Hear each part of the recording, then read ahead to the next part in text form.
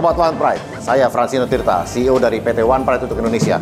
Dalam kesempatan kali ini, saya akan memberikan sabuk abadi untuk juara kita di kelas strawweight, yaitu Billy Pasulatan. Karena dia sudah berhasil mempertahankan gelarnya sebanyak 3 kali. Semua fighter One Pride yang sudah mempertahankan gelarnya 3 kali, kita anugerahkan sabuk abadi seperti ini.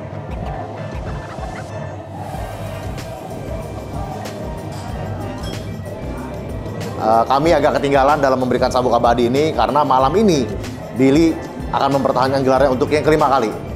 Tapi ya lebih baik telat daripada tidak sama sekali. Hari ini kita akan berikan sabuk ini ke Billy Pasulatan.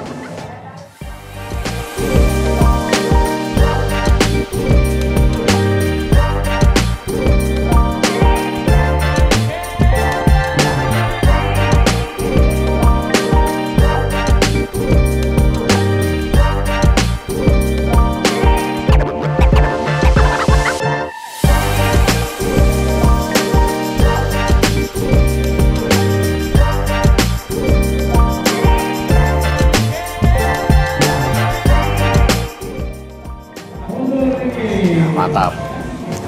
Thank you. Duduk dulu, Kem. Kita sambil ngobrol-ngobrol.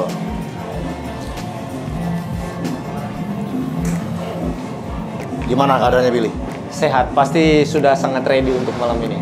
Oke, kemarin kan kita baru timbang badan. Gimana recovery-nya dari itu? Ya, karena udah makan bagus, kondisi udah bagus, jadi udah fit. Luar biasa, luar biasa. Udah sangat siap untuk malam ini. Mantap. Ya. Dalam kesempatan kali ini, saya ingin memberikan sabuk abadi yang memang seharusnya sudah Billy terima pada saat Billy berhasil mempertahankan gelarnya 3 kali. Siap. Saya mohon maaf agak telat, tapi lebih baik telat daripada tidak sama sekali. Tidak apa-apa. Mungkin di sini saya ingin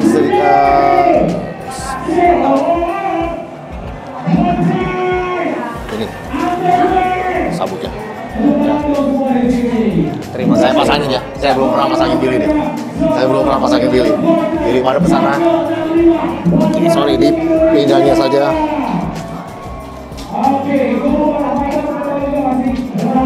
Oke. Sabuk abadi. Terima kasih. Luar biasa, luar biasa. Selamat, selamat, selamat. Siap. Billy ini petarung yang menurut saya di awal-awal mungkin nggak sukses ya. Di awal-awal nggak sukses. Tapi saya ingat saya melihat Billy itu waktu lagi pemanasan. Waktu itu kita masih di Kelapa Gading. Benar. Saya melihat Billy itu punya tendangan luar biasa. Saya bilang, oh, ini orang tendangannya bagus sekali. Tapi memang pada saat itu Billy hanyalah mungkin bisa dibilang murni seorang taekwondoin. Iya. Murni seorang taekwondoin. Benar. Dan memang di awal-awal Billy ini tidak terlalu sukses. Bahkan di debut pertamanya kalah. Namun berhasil menang dan berhasil menang. Dan bahkan saya ingat pada saat itu di juaranya adalah Gunawan. Iya. Gunawan pada saat itu juara yang semuanya udah disapu bersih. Iya. Juara yang ditakuti di kelasnya. Dan pada saat itu Billy harusnya nggak jadi kontender. Iya, saya ingat itu. Harusnya Brando. Iya. Tapi Brando pada satu mundur dan kita menghubungi Billy di last minute. Iya. Namun Billy berani dan pada malam itu ini unik sekali karena malam itu Gunawan harusnya mempertahankan untuk kelima kalinya. Iya. Namun Billy mematahkan itu dan membuat semua orang tercengang karena seorang Gunawan dikalahkan oleh seorang Billy yang tidak diperhitungkan semua orang. Itu kenapa Billy terima fight itu? Karena saya teringat satu kalimat motivasi yang selalu ada dalam pikiran saya.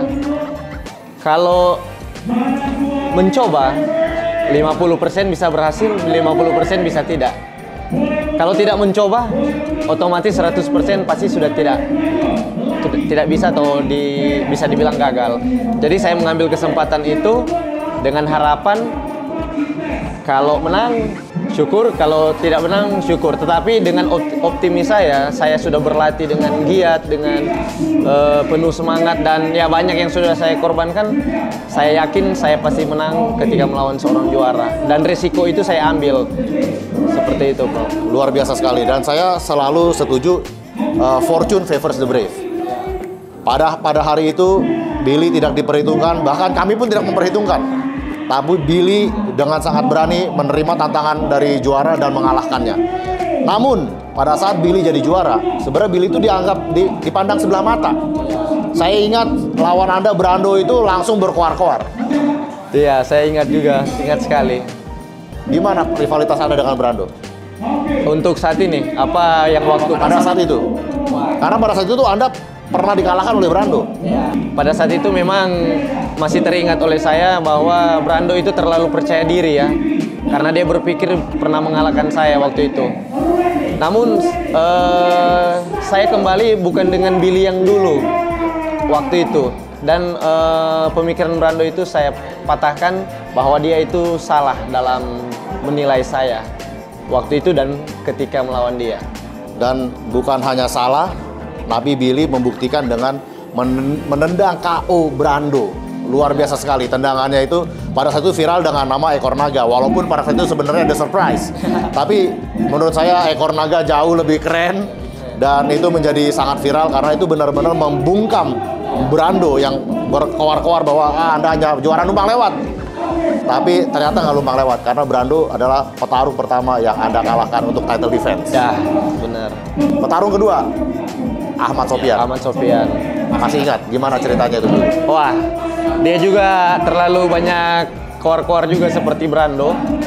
Tetapi kembali lagi, pembuktian itu ada di atas arena, di oktagon. Saya bilang ke Sofyan, percuma kamu koar-koar, kalau di oktagon kamu saya sudah habisi. Jadi ya intinya pembuktian hanya ada di atas oktagon. Dan itu malam itu saya sudah buktikan dengan kuncian satu tangan aja ke dia. Betul sekali. Tapi gini, pada saat itu Anda mengunci dia di ronde ke-1. Iya, ronde ke-1. Ronde ke-1 dengan kunci satu tangan. Tapi masih ada cerita bahwa Ahmad Sofyan bilang dia stres karena istrinya sakit.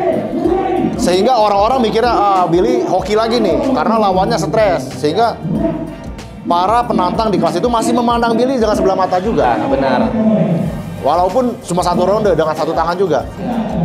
Habis itu datanglah title defense ketiga, Parli Tunena. Parli Tunena, saya ingat sekali itu.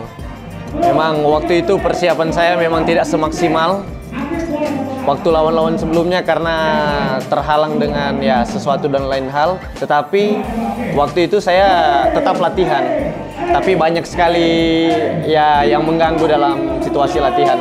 Jadi tidak seprima waktu sebelumnya, tetapi saya buktikan bahwa saya masih tetap yang terbaik dengan saya bermain, dengan dia menguasai di setiap ronde itu. Dan itu baru pertama kalinya sampai ke 5 round ya? Iya, pertama kali untuk ke 5 round. Tapi tidak apa-apa, saya bersyukur karena bisa menang malam itu. Luar biasa. Dan pada saat itu Anda berhasil mempertahankan 3 kali dan mendapatkan sabuk abadi. Iya. Tapi ada yang keempat, ada cerita yang keempat dengan Rustam. Namun kali ini di mata kita sebagai promotor dan di mata para netizen dan sobat One Pride bahwa tantangan sesungguhnya datang dari Rustam karena Rustam sudah mengalahkan yang lain. Iya, benar. Gideon dikalahkan, semua dikalahkan oleh Rustam. Saya ingat waktu itu Rustam terlalu menyepelekan saya waktu itu. Jadi dia tidak berpikir bahwa saya akan memberikan kejutan buat dia bagaimana permainan MMA itu. Dan dia sangat terkaget ya. Jadi untuk Rustam luar biasa pada waktu itu dia memberikan defense yang cukup menyulitkan saya dan ya untuk Rustam saya memuji dia karena dia sangat tangguh waktu itu. Lawan yang cukup tangguh. Betul sekali. Dan Billy yang awalnya diremehkan, walaupun sudah jadi juara diremehkan, namun Billy dengan gagah berani 4 kali berturut-turut mengalahkan semuanya dan you made it look easy. Bahkan sampai kita sempat berpikir apakah jangan-jangan 3 kali terlalu mudah, apa kita mau bikin 5 kali. Nah ini gimana menurut Billy? Apakah mudah mempertahankan 4 kali Billy? Ya coba aja champion yang lain, lihat aja champion yang lain. Mungkin hanya bisa dihitung dengan jari ya yang bisa mempertahankan sampai sabuk abadi. Tetapi dalam hal ini banyak champion yang justru gugur. Pertama kali rebut, untuk yang pertama kalinya defense, gagal. Kedua kali, gagal. Mau masuk ketiga, gagal. Jadi sebenarnya ya kalau dibilang susah-susah gampang juga untuk mempertahankan sampai sabuk abadi. Tetapi kali ini saya sudah membuktikan bahwa saya tetap masih yang terbaik. Betul. Dan malam ini Billy akan mempertahankan untuk yang kelima kalinya. Apabila Billy sukses, maka Billy mencetak rekor title defense terbanyak. Apakah itu menjadi beban atau motivasi tersendiri? Justru itu menjadi semangat karena saya sangat suka dengan sebuah tantangan atau yang berbau membuat sejarah ya. Saya ingin menciptakan sejarah dalam hidup saya bahwa saya bisa menjadi juara yang mempertahankan terbanyak. Oke, ya, luar biasa. Mungkin ada pesan-pesan untuk Billy terhadap fighter-fighter di kelas Stro? Ya, untuk pesan saya kepada semua penantang saya nantinya, mungkin kalian bisa merebutnya setelah saya pensiun. Kapan Billy pensiun?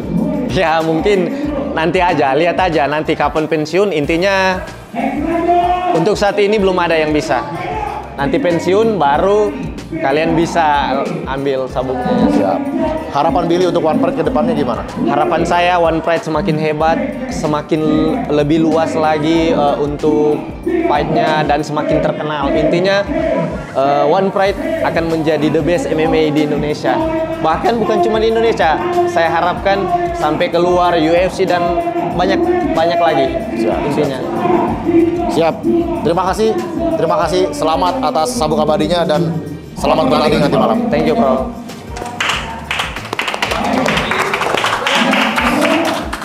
Nah.